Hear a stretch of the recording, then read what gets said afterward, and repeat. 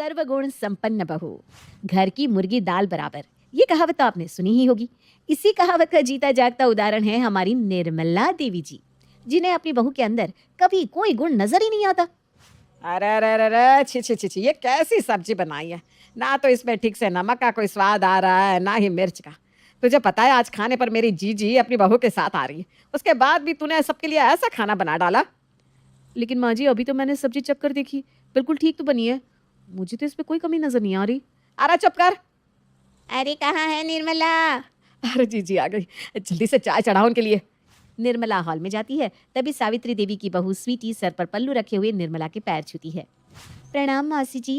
अरे प्रणाम बेटा प्रणाम, जीती रहो। कितने अच्छे संस्कार है तुम्हारे। आज के जमाने में भी सर पर पल्लू, बड़ों के पैर छूने के संस्कार है तुम्हारे अंदर। और एक हमारी बहू को देख लो, ना कभी सर पर पल्लू रखती है और पैर छूना तो दूर, कभी सुबह उठकर बड़ों को प्रणाम तक नहीं करती। नहीं मौसी जी, मुझे तो मेरी माँ ने हमेशा से ऐसे संस्कार दिए हैं। बड़ों के चरण स्पर्श किए बिना तो मेरी सुबह ही नहीं हो सकती। बड़ों के चरणों में तो स्वर्ग होता है। मेरे लिए तो मेरे बड़े भगवान से भी पहले आते हैं। अरे वाह वाह वाह वाह बेटा, क्या संस्कार है तुम्हारे। प्रणाम मौसी जी, कैसी हो स्वीटी? प्रणाम बेटा प्रणाम। अरे वाह शालू बेटा, तुम तो बड़ी जल्दी हमारे लिए चाय भी बना कर ले आई। जी मौसी जी, वो अरे इससे तो जबरदस्ती कहकर मैंने ये चाय बनवाई है, वरना ये कहाँ किसी के लिए ऐसे चाय बना कर ले आए। क्या तुम भी। दीदी आपने चाय बना ली है तो मैं सबके लिए पकोड़े बना कर ले आती हूँ। मम्मी जी को पकोड़े बहुत पसंद है, और मैंने सुना है मौसी जी आपको भी पकोड़े बहुत पसंद है। अरे वाह बेटा, तुम पहली बार मेरे घर में आई हो और तुम्हें मेरी पसंद नापसंद का कितना ख्याल है। अरे कैसे देखो, इतने साल हो गए इस घर में ब्याह कर आए हुए, आज तक कभी मेरे लिए इस तरह पकोड़े नहीं बनाए इसने। लेकिन माँ जी, अभी पिछले हफ्ते ही तो मैंने आपके लिए पकोड़े। अरे चुप कर तू। जा स्वीटी बहू, तू हमारे लिए पकोड़े बना कर ले आ बेटा। स्वीटी किचन में जाकर उनके लिए पकोड़े बनाकर ले आती है। माँ जी, आपको प्याज के पकोड़े पसंद है ना, इसलिए मैंने आपके लिए प्याज के पकोड़े ज़्यादा बनाए हैं। और मौसी जी, आपको चाट मसाले वाले आलू के पकोड़े पसंद है ना, इसलिए आपके लिए चाट मसाला छिड़क कर आलू के पकोड़े लेकर आई हूँ। अरे बस कर बहू, अब तो मुझे रुलाएगी क्या। आप तो बड़ी किस्मत वाली हो जीजी, जो आपको स्वीटी जैसी सर्वगुण संपन्न बहू मिली। वो तो है निर्मला, मेरी बहू है तो सर्वगुण संपन्न। कूट कूट के संस्कार भरे हैं मेरी स्वीटी के अंदर।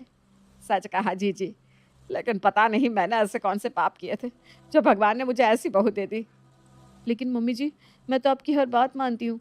देखो देखो कैसे आपके सामने मुझसे जबान लड़ा रही है। वो सब छोड़, अब हम चलते हैं। घर जाकर स्वीटी को सबके लिए रात का खाना भी तो बनाना है। ठीक है जीजी, ये लो स्वीटी बहू, आज तुम पहली बार अपनी मौसी सास के घर में आई हो, ऊपर से तुमने हमें इतने टेस्टी पकौड़े बनाकर खिलाए जो इसके राज में तो मुझे कभी खाने को नहीं मिले। ये लो बहू, अपना शगुन रखो। मौसी जी, मैं आपकी भावना का सम्मान करती हूँ, लेकिन ये शगुन मेरे लिए बहुत ज़्यादा है। आप अपने आशीर्वाद के रूप में मुझे शगुन के 11 रुपये दे दीजिए, मैं उन्हें हमेशा संभाल कर रखूँगी। अरे बेटा, तेरे इन्हीं संस्कारों ने तो मेरा दिल जीत लिया। काश तू मेरी बहू होती तो मेरी जिंदगी भी सफल हो जाती। स्वीटी जाने से पहले निर्मला के पैर छूती है और अपनी सास के साथ वहाँ से चली जाती है। उनके जाते ही निर्मला अपनी बहू शालू को टेढ़ी नजरों से देखने लगती है।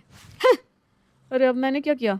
देखा कैसी सर्वगुण संपन्ना बहू है जीजी की, बिना बोले मेरे लिए चाट मसाले वाले आलू के पकौड़े बना कर ले आई।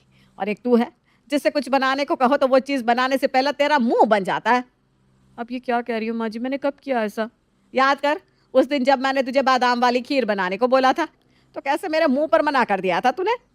अरे लेकिन उस दिन आपकी शुगर बहुत ज़्यादा बढ़ी हुई थी, इसलिए मैंने आपको खीर खाने को नहीं दी। बस बस, सब जानती हूँ मैं। निर्मला मुंह बनाकर अपने कमरे में चली जाती है। कुछ दिन बाद। प्रणाम मौसी जी, पाए लागू। अरे जीती रहे बेटा, खुश रहे। मौसी जी, आज मैंने घर पर दही वड़े और पापड़ी चाट बनाई थी। माँ जी ने बताया कि आपको भी दही वड़े और पापड़ी चाट बहुत पसंद है, इसलिए मैं आपके लिए भी ले आई।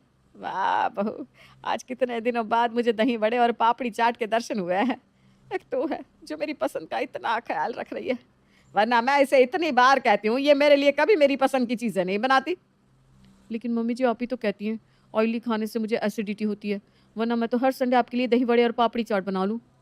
वो क्या है ना शालू दीदी, मैं जानती हूँ कि ज़्यादा तले खाने से मौसी जी को एसिडिटी होती है, इसलिए उस दिन पकौड़े बनाते हुए भी मैंने अच्छी तरह से टिश्यू पेपर से उनका सारा एक्स्ट्रा ऑयल निकाल दिया था। और घर पर तो मैंने एयर फ्रायर लाया हुआ है, ताकि सबको बिना ऑयल के अच्छा खाना बनाकर खिला सकूं। मैंने ये सब कुछ ना एयर फ्रायर में बनाया है मौसी जी। इस खाने से आपको बिल्कुल भी एसिडिटी नहीं होगी। अच्छा मौसी जी, प्रणाम। अब मैं चलती हूँ।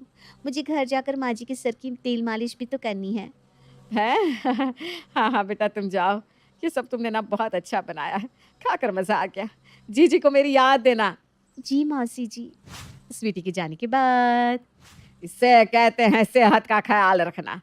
तुझसे तो बस हर काम के लिए बहाना बनवा लो।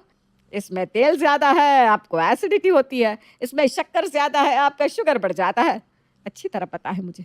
सब बहाने हैं बहाने। ऐसी कोई बात नहीं है माँ जी, मुझे बस आपकी सेहत की चिंता है।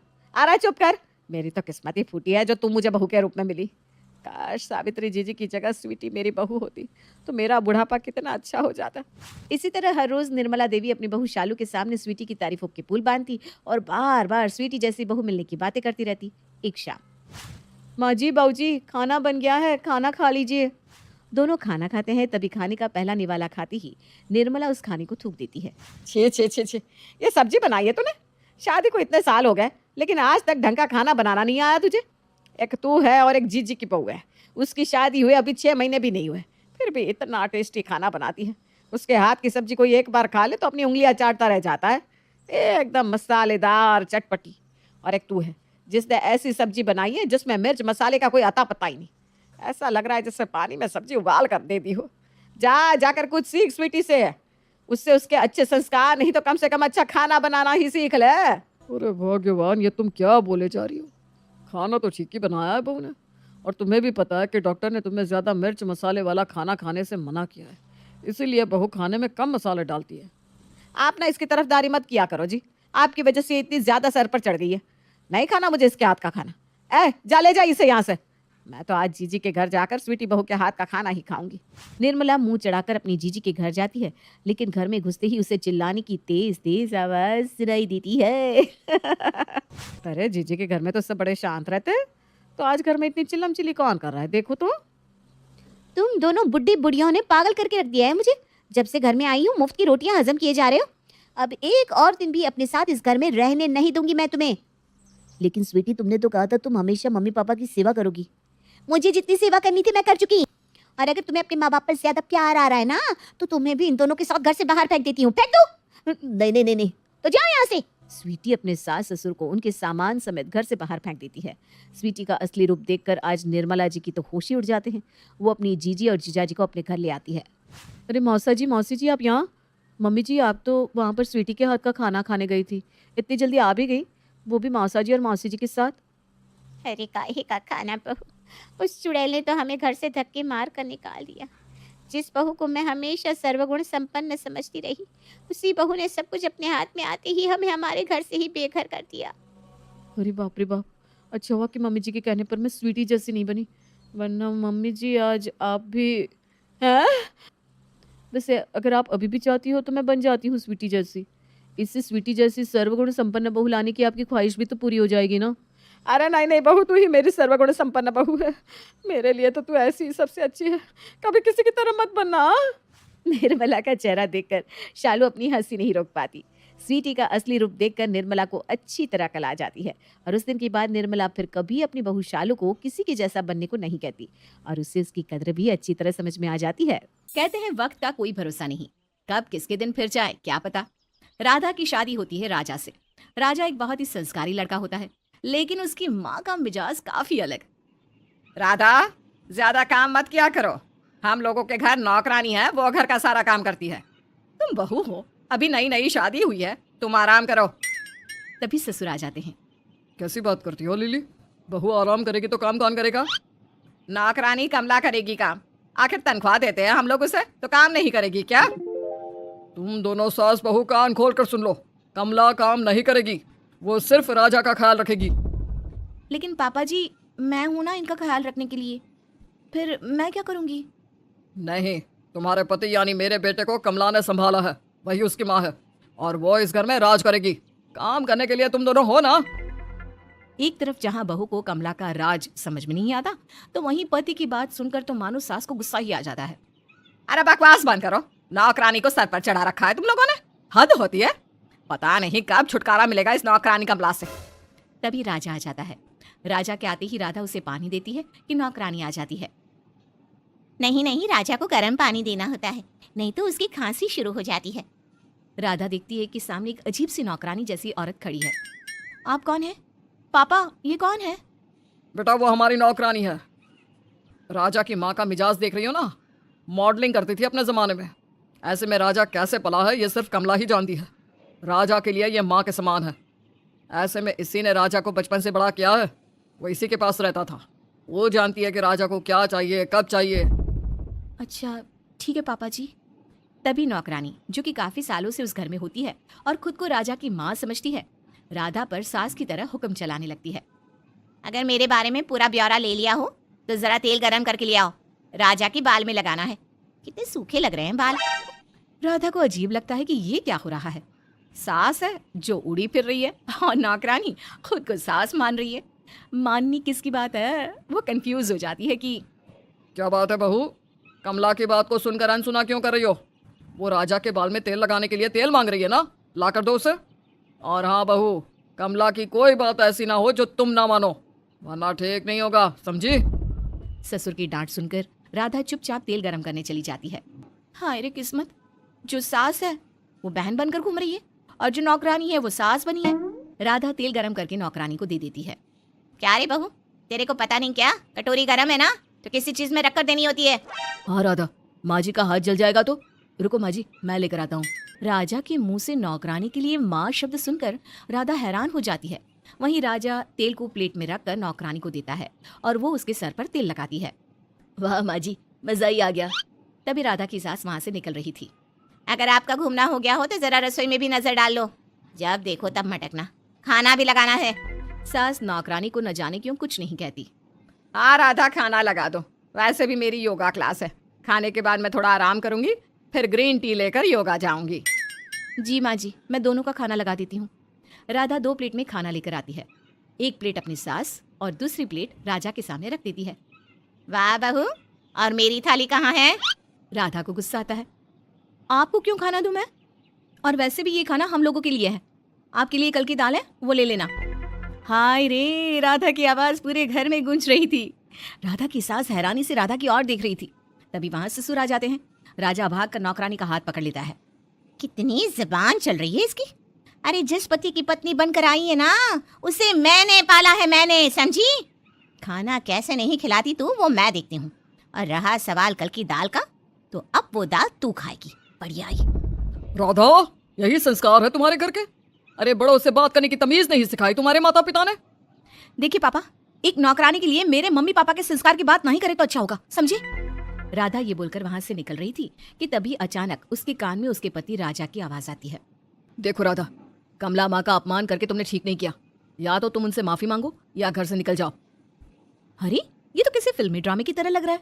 नौकरानी से माफी, नहीं तो घर से बाहर। ये क्या माजरा है? राधा नौकरानी से तभी तो माफी मांग लेती है और कमरे में चली जाती है, लेकिन वो ठान लेती है कि वो पता लगा कर रहेगी कि क्या सिर्फ इसलिए कि नौकरानी ने पति को पाला है वो इस घर में राज कर रही है, या फिर मामला कुछ और है। राधा अपनी सास के पास जाती है। माँ जी, मैं अंदर आऊं?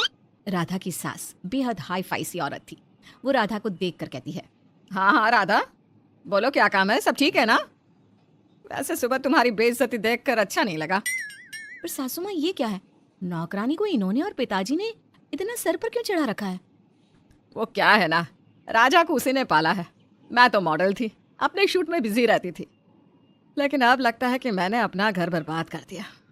कई बार सोचती हूँ कि इस नौकरानी को सबक सिखाऊं या घर से निकाल दूं, लेकिन राजा के पापा और राजा उसे इतना मानते हैं कि वो लोग मुझे घर से निकालने के लिए राजी है, पर नौकरानी को नहीं। तो ये बात है। तो इसी बात पर नौकरानी जी हवा में उड़ रही है। चिंता न करें माँ जी, मैं ही इसे ठिकाने लगाती हूँ। रात में बहू पति के पास जाती है और कहती है, वो क्या है ना, शादी की बात कहाँ कहाँ क्या क्या इन्वेस्ट करना है, उसकी प्लानिंग के लिए मुझे आपके और अपने फाइनेंशियल संभालने होंगे, समझ रहे हैं ना आप? तो आगे से सैलरी आप मुझे दीजिएगा, पापा को नहीं। पापा को तो मैं वैसे भी नहीं देता, मैं तो कमला माँ को देता हूँ, वही मेरे पैसे का हिसाब रखती है। राधा को तो मानो कांटो खून सूख लेता है। क्या? नौकरानी को? नौकरानी को कौन अपनी तनख्वाह देता है जी? देखो राधा, मैं आखिरी बार बोल रहा हूँ, नौकरानी बोलकर उनका अपमान ना किया करो। अब हाँ हाँ हाँ, गलती हो गई, सॉरी। अगले रोज वो सभी के सामने कमला से कहती है, आंटी जी वो क्या है ना, मुझे और राजा को एक बड़ा घर लेना है, तो उसके लिए अब तक राजा ने जो पैसे कमाए हैं ना, उसकी सारी डिटेल मुझे चाहिए, क्योंकि वो तो सारा पैसा आपको देता है। आपके पास कितना कब कहाँ खर्च हुआ उसका हिसाब तो होगा ही। नौकरानी घबरा जाती है, लेकिन फिर भी हाँ हाँ और क्या, वैसे भी उसके पैसे जैसे कि तैसे ही है, मुझे राजा के पैसे से क्या लेना देना। उस दिन कमला घर में परेशान से घूम रही थी। थोड़ी ही देर में, अच्छा मैं ना अब घर जाऊंगी, वो क्या है ना, मेरा बेटा आने वाला है, वो बाहर पढ़ाई करता है ना। कमला निकल जाती है और उसके पीछे निकलती है राधा बहू। आज तो मैं इसका राज सबके सामने लाकर ही रहूंगी कि कैसे इमोशनल करके ये कमला इस पूरे घर पर राज कर रही है।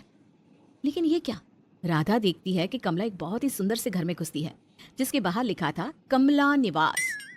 ओहो, तो हम लोगों के पैसों से ये इतना बड़ा घर भी खरीद कर बैठी हैं। अब बताती हूँ इसे। राधा खिड़की के पास जाकर खड़ी हो जाती है जहाँ कमला अपने बेटे से कह रही थी, बेटा मुझे लग रहा है कि अब तुझे नौकरी देखनी ही होगी। इस घर में मेरा खेल खत्म होने वाला है। राजा की बीवी एक नंबर की चालू आई है। अरे मुझसे पैसों का हिसाब मांग रही थी। ओहो माँ, उस पागल राजा से बात करो ना कि अपनी बीवी को घर से निकाल दे। अरे वो तो उल्लू की तरह तुम्हारी बात मानता है। उसे तो पता ही नहीं कि कैसे तुम उसे इमोशनल पागल बनाकर उसके पैसे खुद पर खर्च करती हो। मोटी सैलरी लेती हो और उसकी माँ के खिलाफ कान भरकर तुम सारा काम भी उसकी माँ से करवाती हो। कल जाकर राजा से बोल देना, तेरी बीवी का चाल चलन ठीक नहीं बेटा, इस घर से निकाल दे। ठीक बोल रहा है बेटा, ऐसा ही करती हूँ। अगले रोज कमला जैसे ही राजा को कहती है, बेटा तेरी बीवी ना अच्छी नहीं है, उसके चाल चलन में खराबी है। लेकिन ये क्या, राजा तो ये सुनकर भड़क जाता है, आंटी मेरी बीवी बिल्कुल अच्छी है, गंदी और गलत तो आप है। मैं अभी पुलिस को बुलाता हूँ, इससे पहले मेरे सारे पैसे वापस करो। और हाँ, अब तुम्हारी सच्चाई सब हमारे सामने आ चुकी है। ये बोलकर राजा नौकरानी को मोबाइल दिखाता है जिसमें राधा ने सब कुछ रिकॉर्ड कर लिया था। और अब जितनी जल्दी हो इस घर से 9 तो 11 हो जाओ। घर का सामान भी चुराती थी तुम, गलती मेरी ही थी। बेटे के प्यार में सब भूल गया। मेरी बीवी ही इस घर की असली लक्ष्मी है। सास राधा को देखकर खुश होती है और नौकरानी का सारा घमंड उतर चुका था। वो वहां से चली जाती है।